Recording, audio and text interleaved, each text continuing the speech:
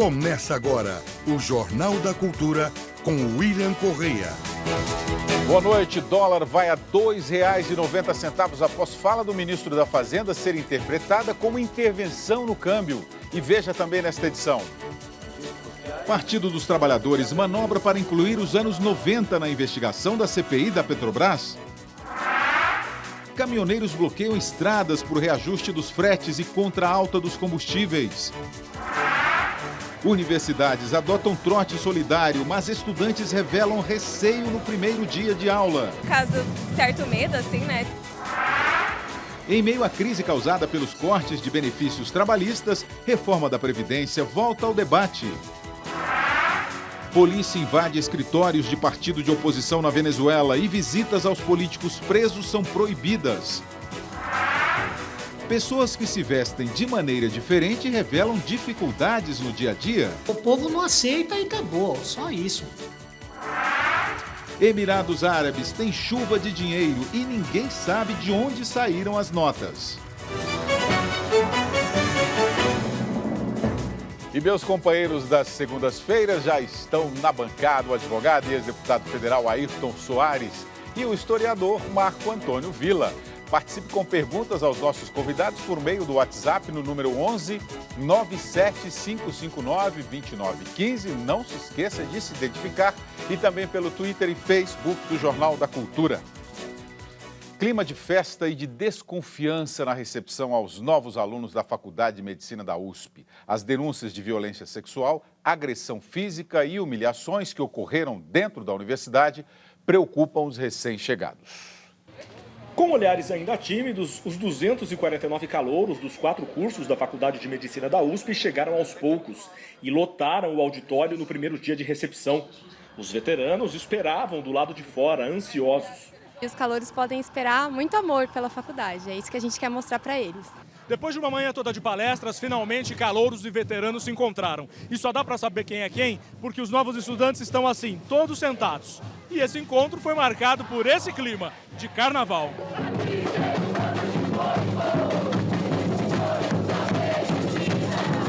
Aqui está sendo um ambiente bem diferente do que muita gente provavelmente imagina que é. Mas as denúncias de abusos na Faculdade de Medicina preocupam quem acabou de chegar. Caso certo medo, assim, né, tipo... As pessoas até falam para não andar sozinha, tudo por conta dos estupros, tudo, mas eu espero que as coisas possam ser realmente resolvidas e apuradas e eles não omitam mais os casos que aconteçam aqui dentro. Preocupação sim, mas eu acredito que já tenha melhorado a situação, né? Para evitar problemas, o próprio centro acadêmico tomou algumas precauções. Uma das medidas que a gente tomou foi tirar as festas da semana de recepção para que a semana se tornasse um pouco mais segura, para que os calouros se sentissem mais seguros e aproveitassem mais. A universidade também orientou os novos alunos a procurar a ouvidoria da faculdade e o núcleo de acolhimento e escuta em qualquer situação de violência. Esses canais sempre existiram, mas agora nós os tornamos mais efetivos e oficiais. Uma CPI da Assembleia Legislativa apura desde o ano passado violações de direitos humanos nas universidades. Faculdades privadas também estão na mira da comissão. Hoje, os deputados ouviram professores e alunos da PUC Campinas, onde 4 estudantes já haviam relatado abusos e agressões sofridos durante o trote. No início do mês, em Adamantina, também no interior, 5 calouros da Faculdades Adamantinenses Integradas foram feridos por veteranos com ácido. Um deles corre o risco de perder a visão. A Polícia Civil e o Ministério Público investigam o caso. Marco Antônio Villa, boa noite. Boa noite. Estamos vendo aí essa recepção, boa recepção, mas é porque a mídia está em cima desses casos. Claro. Agora, quando a gente acompanha reportagens como essa, os pais assustados e as universidades não tomando conta dos seus alunos, professores e instituição em si, parece que é terra de ninguém, né, Vila? Infelizmente, alguns campos universitários é terra de ninguém, vale tudo. É a casa da mãe Joana tal. Sob o argumento da autonomia ou do que tudo pode, não há o exercício da autoridade acadêmica responsável pela ordem existente no campus universitário. No caso especificamente da Faculdade de Medicina da USP, os acontecimentos relatados foram trágicos recentes. Parte dessa recepção só está ocorrendo dessa forma por causa das denúncias. Senão, continuaria o mesmo. E há casos graves ocorrendo no interior, na USP Ribeirão Preto, medicina também, relatado nos jornais no final de semana, caso de estupro, por exemplo, feito por um ex-namorado de uma aluna do mesmo curso, e, pelo que eu li, com absoluta omissão das autoridades universitárias de lá. Portanto, esses fatos se repetem. O caso de Adamantina agora, que é uma outra instituição, evidentemente, também é muito, mas muito grave. E isso tem de acabar. Agora, tudo isso ocorre por causa, de um lado, da impunidade. Não há, efetivamente, ação em relação a esses criminosos, porque quem joga essas coisas igual a Adamantina é criminoso. Tal. Segundo, há um corporativismo dentro da universidade para que esses assuntos fiquem na esfera da universidade, evitando que transcenda o campus. Tal. E isso é muito ruim. Tem dois combates, contra o corporativismo e contra a impunidade. Ayrton Soares, boa noite. Boa noite, William. Seria hora de repensar a presença de um policiamento nas universidades, nos campos, Ayrton? Não. Vamos, em primeiro lugar, definir as coisas. O trote. O trote é uma tradição na universidade. Na São Francisco, onde eu fiz o curso, eu sofri um trote e foi dos mais violentos. E passaram piche, meu cabelo nunca voltou a crescer. Então, trote no DNA. Então, passaram foi piche uma coisa, mesmo? Piche. Pô, mas isso é inacreditável aí, Pois é. Piche. Não, pintaram de piche, Caramba, que tragédia, isso. Não, eu já tinha cabelo fraco. Sim. Aí ele ficou mais fraco ainda. Aí caiu de uma vez, né? Mas a verdade é que eu defendo o trote, acho que o trote é um fator de integração. O estudante que chega vem de uma tensão de vestibular. E se é uma festa para acolhê-los, uma festa onde possa haver uma integração, isso aconteceu comigo. Eu sofri esse trote, assim, mas espancamento, violência sexual, isso é crime. Isso não é característica da maioria dos estudantes. Isso eu não sei se posso dizer, são nem de grupos, são indivíduos que praticam esses crimes aproveitando desse momento. Estes, sim, têm que ser identificados e têm que ser punidos pela lei. Infringiu o Código Penal, responda. Agora, não vejo como a autoridade do campus possa controlar isso. Porque se você reúne ali 300, 400 pessoas, o controle que você pode fazer é o seguinte, todos saibam que estão sendo filmados. E as violências sendo apuradas serão registradas. Há maneira de controlar isso. Não é preciso suprimir essa tradição de congraçamento de estudante quando o estudante entra na escola. Os veteranos e os calouros se integram. A Faculdade de Medicina tem um campus privilegiado, é aqui da Pinheiros, porque ela tem uma sede no Turanal, depois tem uma praça de esportes atrás, onde tem um grande ginásio, onde se fazem eventos esportivos e também culturais, shows de Java 4. Quer dizer, é fácil controlar. Hoje existem instrumentos que podem fazer isso. A não ser que se faça como nos nossos presídios. Não se põe lá o detetor de telefone celular para barrar a saída das mensagens, porque não querem. Agora, na universidade é possível botar. Bota lá, fiscaliza, filma. Quem cometeu os excessos, que eu volto a dizer, isso é uma minoria. São pequenos grupos, às vezes, que não quer dizer nada com relação ao grande movimento de congraçamento que existe entre os estudantes que chegam e que estão. William Souza aqui pelo Facebook. Que festa de integração? O aluno vai para a faculdade para estudar e não para ter festa. Não, William não está entendendo. William, esse é seu xará, William? É meu xará, Ele William não está entendendo. Quando você chega na faculdade, você é uma pessoa nova. Esta festa, pelo menos foi no meu tempo, é uma integração. Os velhos, os novos se confraternizam assim. Na São Francisco, era um porre atrás do outro. Eu nunca bebi, mas E mais ainda, não era restrito ao campus. Nós saímos em passeata pela cidade. Era a chamada peroada da São Francisco. Quer dizer, não havia nada demais, passávamos pelo... O povo aplaudia, dava risada, estávamos fantasiados, estávamos isso, estávamos aquilo. Quer dizer, isso é perfeitamente justificável e defensável. Só para encerrar, porque eu fiz a pergunta para o Ayrton, não fiz para você. Sim. Policiamento dentro da faculdade, você acha que é hora de repensar isso não, ou não? Em relação à questão dos calouros, não, né? Eu sou contra todas essas coisas com calouro e tal. Quando entrei no meu curso de História, não teve nada disso, graças a Deus, tal, porque eu não gosto disso. Agora, eu sei que é uma espécie de rito de passagem, um antropólogo diria isso, mas eu não acho legal isso. Agora, com relação especificamente a calourada e a questão da polícia, não. Agora, há uma outra discussão em relação à cidade universitária da USP, especificamente, os graves casos que ocorreram lá de assaltos e assassinatos dentro do campus. Aí é uma outra discussão que não casa bem com essa discussão da calourada. Né? A Soraya Conte aqui pelo WhatsApp está sendo solidária a você dessa questão do trote, do piche. Te deixou careca. Pois é. Mas ela acha você Soraya belo mesmo muito, assim, careca. Soraya, você é muito gentil. Tá bom. Isso aí da beleza eu que estou inventando aqui. Tá? Depois das mudanças nas regras dos benefícios da Previdência, o governo estuda agora alterar o cálculo da aposentadoria. Para reduzir os gastos, o governo tem feito mudanças em todas as áreas. Uma delas é na Previdência, e não é à toa. No balanço de janeiro a novembro do ano passado, o rombo ultrapassa os 58 bilhões de reais. Os números finais serão divulgados esta semana. Nas contas do governo, o fator previdenciário não está cumprindo seu papel. A ideia é substituir o fator previdenciário pelo conceito 85/95. Ou seja, para as mulheres, a soma da idade com o tempo de contribuição deve atingir 85 e para os homens, 95.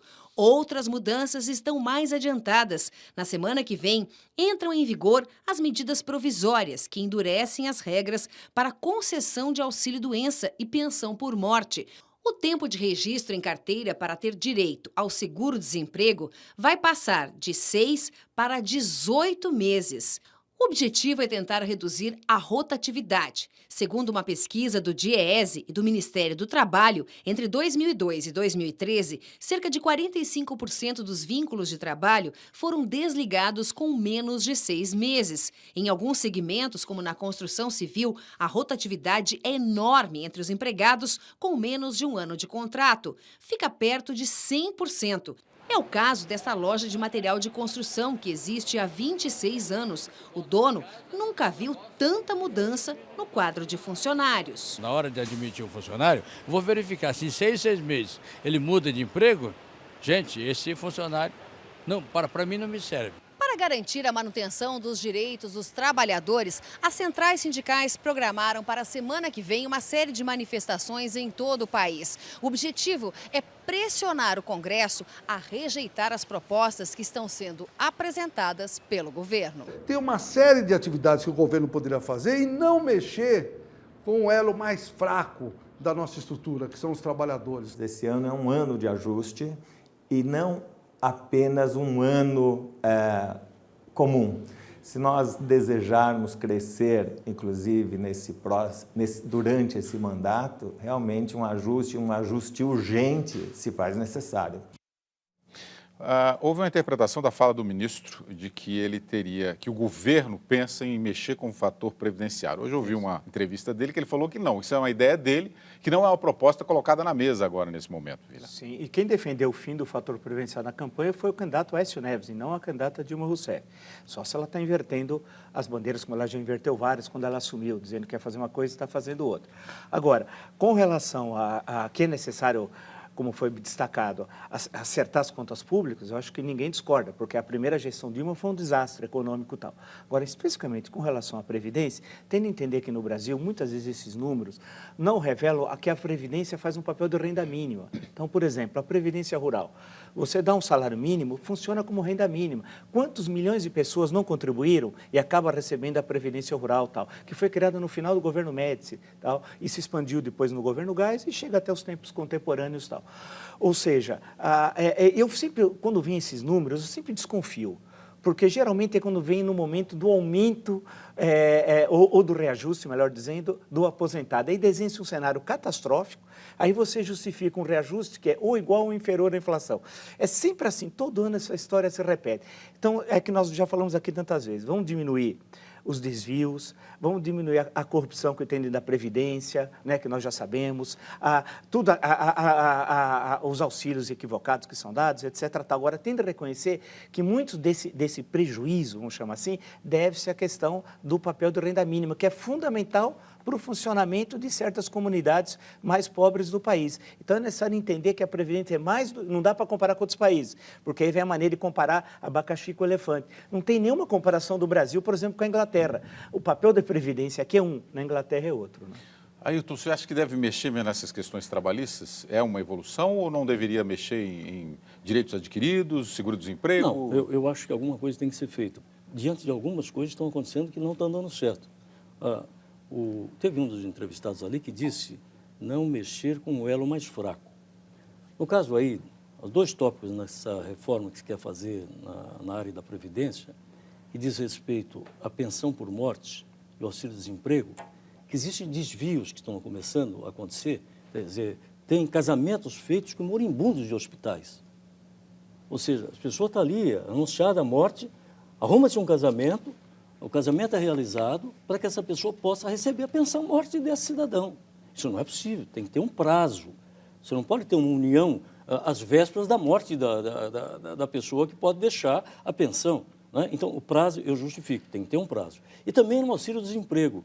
Ora, 6 meses não dá. Primeiro, chega e começa a trabalhar numa empresa, começa a aprender. 6 meses ele está ainda no aprendizado. Aí ele já é estimulado a sair, porque aí ele vai ficar com o auxílio-desemprego. Então, ele, que não está de boa fé ali, já sai. Eu vi um entrevistado ali dizer, se eu tenho um sujeito que eu vejo na carteira dele, que ele ficou 6 meses aqui, 6 meses ali, 6 meses ali, eu não contrato. Eu achei essa uma providência muito boa, deve fazer assim mesmo, porque isso aí é um saltimbanco. Ele está ali para fazer do seguro-desemprego um instrumento para ficar inativo, para ficar na ociosidade, entendeu? Então, eu acho que essas correções... Agora, não concordo com o auxílio-doença, não concordo com o abono, não é? Eu acho que correções, sim. Revisão de conquistas, não. Agora, algumas pessoas não entenderam aqui essa questão do 85 e 95. Não é que a pessoa vai aposentar com 85 anos de idade e 95 anos de idade. Precisava dar um exemplo. Por exemplo, você tem 60 anos, não é isso, Vila? Você contribui por 35, quer dizer, começou com 25 anos de idade, você soma 60 com o tempo de contribuição 35, dá os 95. É a idade com então você vai aposentar com 60 anos. É isso, né? Isso é o tempo de contribuição. É o tempo de contribuição mais a sua idade. Mas eu acho que tem uma coisa, William, que precisa ser modificado também. Por exemplo, eu estou vendo muito, na área do judiciário, desembargadores em pleno vigor, com grande competência, juízes em grande competência, e até ministros do tribunal, dos tribunais superiores, ainda no vigor da sua força física, com conhecimentos que adquiriram, com cultura que adquiriram, que já tinham e aprimoraram, de repente se aposentam com 70 anos, porque é compulsório. Eu acho que se ele tiver condições e for provado que ele está no pleno exercício, que ele tem toda a capacidade para continuar, ele não tem que se aposentar aos 70 anos. Mas aí tem a PEC Jusme da Bengala, que ironicamente chamada assim, né? Que vai até 75, né? Pois é, eu acho que tinha que ter o seguinte, olha, na medida da sua capacitação. Como é para motorista hoje? Você, quando tem 70 anos, você pode tirar a sua carta, mas aí você tem que fazer um exame, você tem um prazo menor, você vai ter que fazer outro exame dentro de 1 ano, não é mais 4 anos como para os outros. Eu acho que assim, um desembargador de 70 anos, ou um professor universitário de 70 anos, no pleno vigor de suas atividades, ele não precisa se aposentar como Só uma questão bem rápida sobre isso, justamente reforçando isso daí, claro. Porque no caso do Supremo, que a gente viu, acompanhou, né? Os ministros que saíram, Carlos Aires Brito, recente, por causa da expulsória, ele estava em pleno vigor, inclusive está advogando e tal, né? Então, os 75 seria uma opção. Se a pessoa já contribuiu e quer sair antes, já tem o tempo, saia. Mas não que seja obrigado a sair. Então, porque foi evoluindo os ganhos da medicina. Agora, há um argumento contrário a isso, que me falaram, inclusive, essa semana, que eu conheço, que é a questão da rotatividade, da renovação. Né? Que precisa renovar os quadros, porque você petrifica. Mas o Brasil é um país grande, a nossa pirâmide etária foi mudando também. Antes ela era assim, hoje não, né? Hoje nós temos não é uma população tão jovem, tão dominante na composição da população brasileira. Mas existe essa questão que muitas vezes é injusto uma pessoa que está no pleno vigor, está trabalhando muito bem, ela é obrigada, porque ela não pode continuar no exercício da função. Vamos aqui registrar a participação dos nossos telespectadores. Rubens Creveloni, pelo Twitter, Vila disse que Dilma descumpriu promessa de campanha, mas os programas sociais e os empregos continuam todos aí. É verdade, a economia está bombando, tanto que nós vamos ter recessão esse ano. O dólar fechou o dia estável depois de atingir a maior alta dos últimos 10 anos. O mercado reagiu à fala do ministro da Fazenda, Joaquim Levy, sobre intervenção no câmbio. Joaquim Levy participou pela manhã de um encontro com empresários na Câmara de Comércio Brasil-França, em São Paulo. O ministro da Fazenda disse que o Banco Central tem procurado estabilizar a moeda e tem sido atuante para tentar diminuir a volatilidade do câmbio. O mercado entendeu como intervenção no câmbio. E por volta das 10 horas da manhã, o dólar chegou a R$ 2,90. Ao longo do dia, a moeda americana recuou e fechou cotada a R$ 2,87. No discurso de meia hora, Levy reconheceu que o incentivo ao crédito e a diminuição de impostos afetaram o crescimento da economia brasileira nos últimos anos. Defendeu a retomada das exportações e falou da importância da aprovação no Congresso do pacote de ajuste fiscal para fazer o país voltar a crescer. Nós estamos com a intenção de fazer alguns ajustes, começando no PIS/COFINS. Parte dessa mudança começa com a estabilização fiscal. Nós não podemos ter a dívida crescendo, não podemos ter acúmulo de déficit. Esse é o ponto número 1. Hoje, pela 8ª semana seguida, o mercado financeiro revisou para baixo a previsão do PIB. A economia deve encolher 0,5% este ano e a inflação pode atingir 7,33%. Vamos lá, o ministro Levi, ele falou, se eu não me engano, eu ouvi alguma coisa de reforma tributária ou é questão de aumento de impostos e retirada de direitos trabalhistas? Como é que você vai mexer com, vai incentivar o andamento do país sobretaxando empresas e negócios? Pois é curioso isso, né? Eu acho que só interessa esse tipo de política a quem vive da especulação financeira, a quem não está ligado à produção. Quem está ligado à produção não pode concordar com isso. Como esse ministro vem do sistema financeiro, está lá, como teve o Meirelles no Banco Central, está lá, e como o Arroxo vai lá, primeiro com o trabalhador e tal, e não vai lá no lucro dos bancos, na remessa de lucros, tem lei que remete lucro, ninguém sabe quanto se remete de lucro para fora. Então, eu acho que tem uma coisa errada nessas providências que estão sendo tomadas. Agora, dólar alto, eu fico curioso, porque é o seguinte, quando o dólar está baixo, o exportador brasileiro reclama. Você pode ver, não tem ninguém ligado à exportação de produtos que está aí reclamando do dólar alto, porque aumentou consideravelmente a rentabilidade do seu produto, não é verdade? A R$3 o dólar, imagina, todas essas commodities fixadas em dólar no mundo inteiro.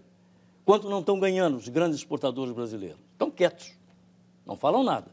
Mas isso também não é bom para o país? Trazer mais divisas para o país? Né? Qual é a compensação? Por que ninguém fala disso? Por que tem que falar que o dólar não pode subir? O dólar alto também faz com que desestimula esses turistas de ocasião que o ano passado mandaram 26,5 bilhões de dólares para fora do país, com o turismo brasileiro lá fora. Enquanto aqui entrava 7 bilhões de dólares de turistas gastando no Brasil. Quer dizer, espero que isso desestimule. Né? Ficou mais caro ir para a Disney. Epa, peraí, não vou mais todo ano, não. Eu vou ver quando é que eu posso ir. Sabe? Porque estava uma febre, né, de ir sempre, toda hora. Né? Então, eu acho que tem as suas vantagens e desvantagens. Agora, dólar alto também é consequência da política externa americana. A política americana, os americanos, para saírem da crise, inundaram o mundo de dólar. Agora, saindo da crise, o dólar se valorizou. E se valorizou no mundo inteiro. Então, é uma política super inteligente. Os americanos baixaram a taxa de juros para juros zero, jogaram dólar no mercado, bilhões de dólares no mercado internacional, e agora colhem os frutos disso. Enfim. Ô Vila, o dólar alto não mexe um pouquinho também com alguns produtos brasileiros, como o trigo, por exemplo? Claro. Você vai...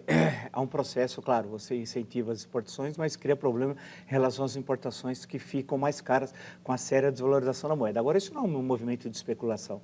É um claro sinal que há uma incerteza em relação aos rumos da economia brasileira. O próprio ministro, quando o ministro da Fazenda diz que na sua sempre uma previsão otimista, que vai ter uma recessão, o Brasil vai crescer para trás, portanto não está crescendo, está indo para trás, menos 0,5%, alguns estimam em 1%.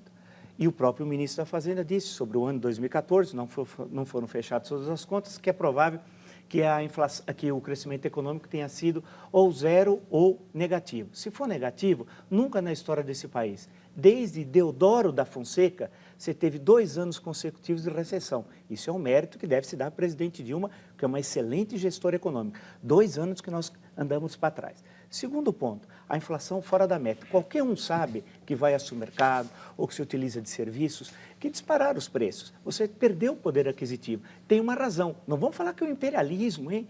Que é a dominação colonial portuguesa, a opressão inglesa, o imperialismo americano, não.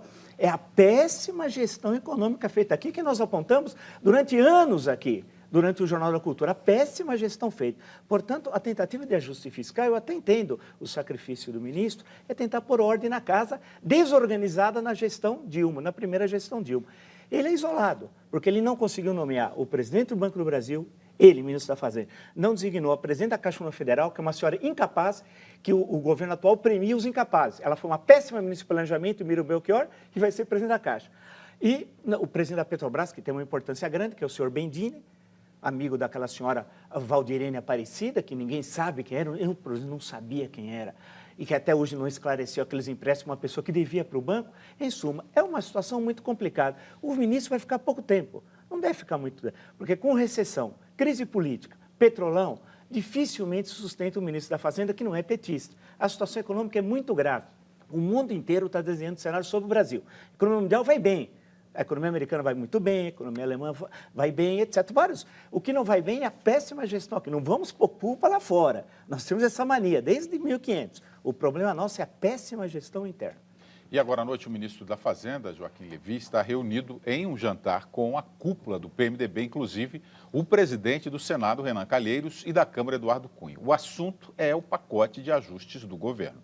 Amanhã a Câmara vai decidir se mantém o veto à correção de 6,5% da tabela do imposto de renda. A presidente Dilma Rousseff defende 4,5%.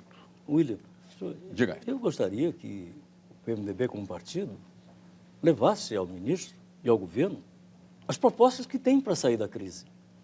Você já percebe? Os partidos não apresentam propostas nenhuma. Não há uma reunião de partido para discutir a crise e dizer, olha, tem que ir para esse lado, tem que ir para esse... Não há um debate nacional sobre a crise. Não há participação da sociedade. E os partidos, bom, vai reunir com o ministro da Fazenda. Ô, Michel, o que você está levando para ele de sugestão? Por que você não publica isso? Você tem alguma mudança a propor? O que o PMDB está propondo? E o PT? O que o PT tem a ver? O que o PT diz sobre isso que está acontecendo? Isso corre à margem. Isso que é impressionante. A margem da discussão com a sociedade e com os próprios partidos políticos e com o próprio Congresso.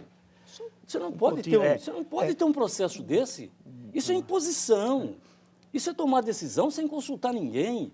Não é verdade? Então, isso é o fim da picada. Só uma questão rápida sobre o imposto de renda, que é uma mania brasileira, que tem, desde os anos 70, que começou a Receita Federal se organizou, do século XX, né? Se organizou, tinha o SIC antigamente, que é o CPF de hoje e tal. Tem coisas incríveis. A gente paga imposto a mais do que devia e recebe restituição e acha bom. Não, eu não quero emprestar dinheiro para qualquer governo. A gente devia pagar o que deve. Né? Então, é uma coisa terrível que tem no Brasil, que você paga mais e depois fica aguardando a restituição. Então, isso é uma das manias nacionais. É jabuticaba, só tem no Brasil. E uma outra, já que falando da Receita um dia, aonde está o Fundo 147? Que existiu desde os anos 70, final dos 60, início dos 70, que todo mundo pagava e destinava, era um fundo de incentivo. Eu queria saber aonde foi parar, até eu, que pus no Fundo 147, não sei onde foi parar o dinheiro. Uma chuva de dinheiro parou o centro de Dubai, nos Emirados Árabes. Foi uma correria para pegar as notas no meio da rua. As imagens gravadas por celular mostram a correria nas calçadas e nas ruas. Muita gente abandonou os carros no trânsito para pegar as notas de 500 dirham, o equivalente a R$ 390 cada uma. O dinheiro teria sido jogado de um dos prédios de luxo da região. Autoridades acreditam que cerca de 2 milhões de reais foram lançados por uma janela. Mas nada foi confirmado até agora. Ninguém reivindicou o dinheiro e a polícia investiga o caso. A seguir, professores da rede pública entram em greve no Distrito Federal e o PT quer ampliar a investigação da CPI da Petrobras até os anos 90.